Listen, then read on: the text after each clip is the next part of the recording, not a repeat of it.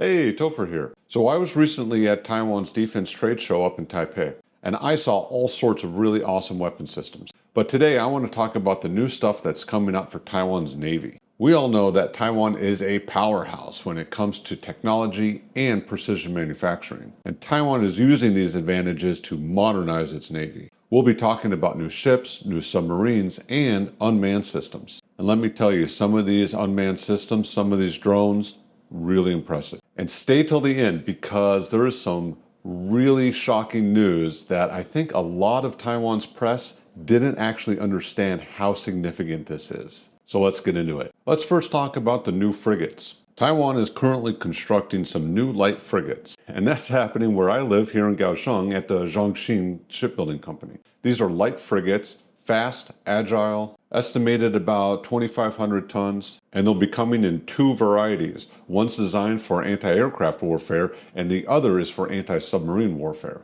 Now, the prototype ships should be finished next year in 2026. Now, I believe that Taiwan is planning to build a total of 12 of these new light frigates, 6 of the anti-aircraft and 6 of the anti-submarine variant. These ships are specifically designed for asymmetric warfare and will be a very welcome addition to Taiwan's Navy. All right, let's talk about Taiwan's first domestically built submarine, the Haikun class. It's a diesel-electric submarine, which is really good because diesel-electrics are actually quieter, more stealthy than a nuclear class submarine. Now, Taiwan doesn't really need a nuclear powered submarine because those are designed for operations very far away from a nation's borders. That's not what Taiwan needs. So a diesel electric submarine is perfect. Now, as of this video, the first submarine is actually being calibrated and it should be delivered later this year in 2025. As a submarine, it's going to be armed with torpedoes, so it can engage in other submarines or surface ships. It'll also have anti-ship missiles, and it probably will be able to deploy sea mines, and probably the sea mines that we'll be talking about later in the video, which are very impressive. Now, I haven't been able to confirm if it's going to have any anti-air or cruise missile capabilities yet. I'm not sure, but I do know that the plan is for Taiwan to eventually field 8 of these new submarines. And just like those light frigates, this is a huge bonus for Taiwan. Taiwan really did need to modernize its submarines. And hey, if you're really interested in what it's like to command warships like frigates and submarines and even battleships, you need to check out our sponsor. Throughout history, having a powerful Navy is critically important to national defense. A very safe and entertaining way that you can experience the thrills of naval combat is with today's sponsor, World of Warships. If you've ever wanted to command legendary warships from World War I and World War II, then this is the game for you. World of Warships is a free-to-play, cross-platform game where you can command hundreds of historically accurate warships. This year, they're celebrating their 10th anniversary and offering tons of bonuses and rewards. The 10th anniversary includes the Grand Voyage event, where you can unlock exclusive loot including the Tier 9 legendary destroyer GQ Johnny. That's the nickname of the famous World War II ship, the USS Johnston. You can start playing with 20 days premium account, the cruisers Tenryū and Boise, and millions of in-game resources. That's instantly getting the equivalent rewards of months of playtime for free. World of Warships is free, it's lots of fun, and you can play with thousands of players all around the world. Join World of Warships now and celebrate 10 years of online naval warfare.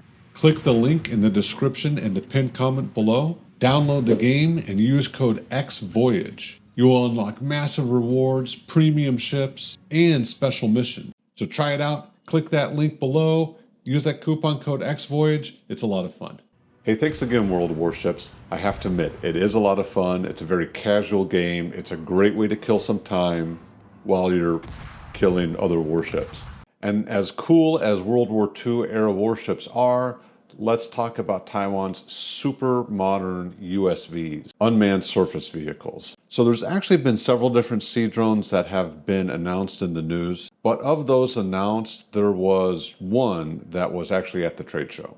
And as far as I know, this is the only one that actually has units ordered. And that one was the Kuai-ji. Very sleek, very fast, a little stealthy, basically an unmanned speedboat. It's compact and it is capable of all sorts of different roles. It has 6 launchers capable of launching the Jinfeng drone, the Mighty Hornet 1 drone, which in itself is capable of different payloads. It could be an anti-personnel payload, but it could also be an electronic warfare payload, and maybe have some other payloads that I'm just not aware of yet. Now, in addition to that, the Kuai-Ji itself could have an electronic warfare payload. It can have its own kinetic kamikaze-style anti-ship capabilities. And most importantly, it's fast and small. It can be hidden easily. It's very maneuverable. It is an excellent answer for a defense against an amphibious assault. Over the next 5 years, Taiwan is planning to build over 1,300 of these. Now, when I say electronic warfare, that's not just jamming signals to your opponent's signals, but it could also be sending out false signals. Now, the intent for sending out false signals is basically to waste your enemy's defense capabilities against targets that don't actually exist. So it's my opinion here that the Kuai-Ji is a perfect system for disrupting enemy fleets, breaking up their formations, occupying their defenses. Now, in theory, this is an excellent system for slowing down the enemy and exhausting their defense capabilities. This allows cracks in their defense so that heavy-hitting munitions that are land-based can slip through. So this has the capability of increasing the effectiveness of larger anti-ship systems that are land-based, anti-ship missiles and anti-ship drones that will be launched from Taiwan. Now, although I didn't actually see a display for this drone, I want to talk about it real quick. And this is the Endeavour Manta. Earlier this year, we saw a prototype being unveiled in March of 2025. The Endeavour Manta has a stealthy design. It's about 8.5 meters long with a 1-ton displacement, and it's reported to have a top speed of over 35 knots. Now, the pictures that we have of the prototype does show a spot for a crew, but that might just be for the prototype. I'm not sure. Now, it's claimed to carry a payload of several light torpedoes. I don't know how many several is. And also have a warhead at the front, so it can do kinetic kamikaze strikes. It's also claimed that it's designed to have 50 of these operating in a swarm from just one control center. And I think we'll know by next year if Taiwan plans to enter mass production with this system. Okay, now let's start talking about some of the really exciting stuff, the UUVs, the unmanned underwater vehicles, underwater drones. Now, with the first one I want to talk about, just briefly mention, I didn't actually see a display for it at the trade show, but I know that it exists. That is the Huilong, or Smart Dragon. Now, we first saw pictures of this last year, and we don't really know much about it. Just know it's about 30 meters long, has an estimated displacement of 100 tons, and has 2 torpedo tubes in front. Other than that, we really don't know much. There's a lot of conflicting reports, so I just want to let you know that it exists. Let's talk about some of these other systems that we do know more about. Now, this should have been huge news in Taiwan, but I haven't really seen many stories about it. And this is that one of America's latest defense contractors, Anduril, has been winning a lot of contracts, making a lot of really interesting systems. They had many weapon systems that were in the Made in Taiwan portion of the trade show.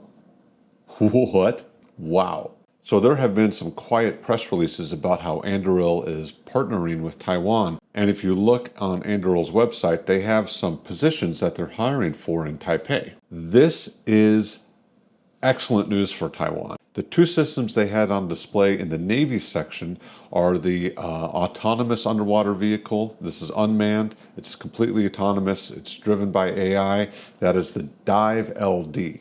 And their autonomous mine, the Copperhead. The Dive LD, it's an ISR platform, intelligence, surveillance, reconnaissance platform. It can operate with a multitude of different sensor payloads, possibly even electronic warfare payloads. And like I said, intelligence, surveillance, reconnaissance, counter-mine, anti-submarine, capable of mapping the seafloor. It's really a great system for sniffing out submarines or defending critical infrastructure that's underwater, like internet cables. Apparently, it's capable of operating for up to 10 days autonomously, with a total range of about 580 kilometers. And again, capable of multiple roles. It's just an incredible asset. And one of the most impressive systems that Anduril had there is the Autonomous Underwater Mobile Mine, or the Copperhead. Now, a copperhead is a type of snake that's in North America. It's very venomous, so it's a cool name for a system like this. The Copperhead's called an autonomous mine, but think of it as a really smart torpedo. It can carry many different payloads. The one we saw on display, the Copperhead 500, it can carry a payload of about 200 kilograms. So it has significant anti-ship capabilities. Of course, it can also carry electronic warfare payloads, which can confuse enemy ships and submarines. The Copperhead can be deployed from all sorts of different platforms, ships, submarines. It can even be deployed from other autonomous underwater drones that can easily be pre-positioned under the sea, just waiting for an enemy fleet to pass overhead. They have all sorts of active and passive sensors. They can travel at different speeds, up to over 30 knots. And like all of Anduril's systems, they're designed to be mass-produced at a very affordable cost. I really think this is such a cool idea. These can be mass-produced. They can be deployed with platforms that can just lie waiting at the seafloor, under the water.